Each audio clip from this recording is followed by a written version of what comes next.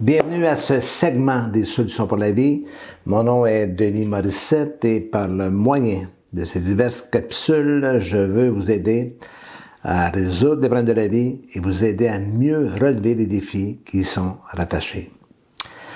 Aujourd'hui, je vais aborder une question ou la question de l'âge, je dirais, puisque beaucoup de gens en sont affectés. Nous allons parler de dépression. C'est pas un sujet très reluisant, mais c'est un sujet éminemment important. La dépression constitue une des souffrances les plus communes pouvant affliger la condition humaine. Le risque de présenter une dépression majeure au cours de la vie varie de 10 à 25% chez les femmes et de 5 à 12% chez les hommes. On estime qu'en Occident, une personne sur 5 en sera affligée au cours de sa vie. Selon l'Organisation mondiale de la santé, vers l'an 2020, la dépression deviendra la deuxième cause de mortalité et d'incapacité. De par le monde entier, près de 121 millions de personnes en sont affectées. Internet renferme près de 90 millions d'inscriptions sur le thème de la dépression.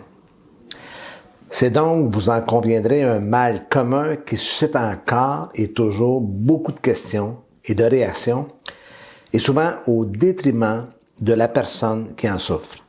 Par exemple, on perçoit souvent les personnes dépressives comme des gens qui s'apitoient sur leur sort, qui sont faibles ou qui manquent de force, de caractère. Ceux qui sont en dépression ne sont pas seulement victimes du préjugé des autres qu'ils ressentent fort bien, mais aussi et surtout de leur propre regard qu'ils portent sur eux-mêmes. Ils n'arrivent que rarement à accepter ce qui leur arrive. Mais c'est justement là la question. Qu'est-ce qui arrive dans ces moments-là? Qu'est-ce qui se passe au juste dans la vie de ces personnes?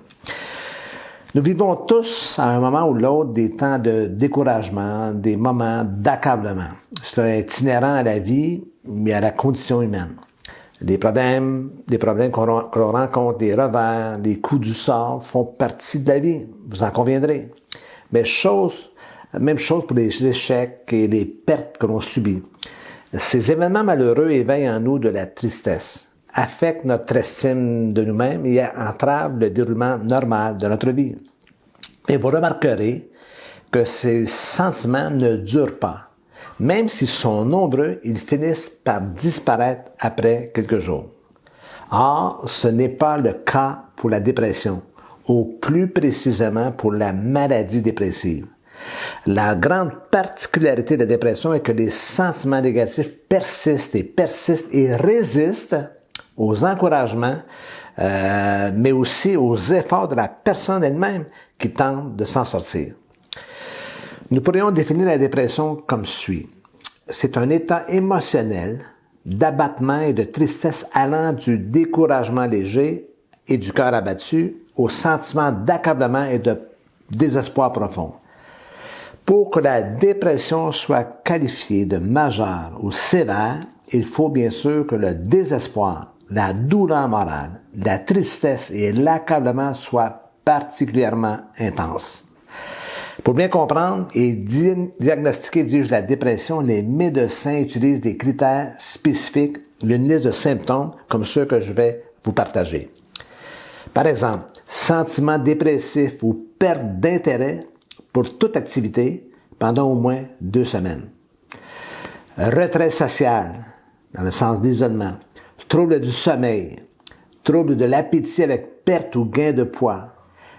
Perte d'énergie et de plaisir, ralentissement ou agitation qu'on appelle ralentissement psychomoteur ou agitation, la personne elle est surexcitée, baisse de concentration, sentiment de culpabilité omniprésent, pensée morbide dans 60% des cas, pensée suicidaire dans 15% des cas.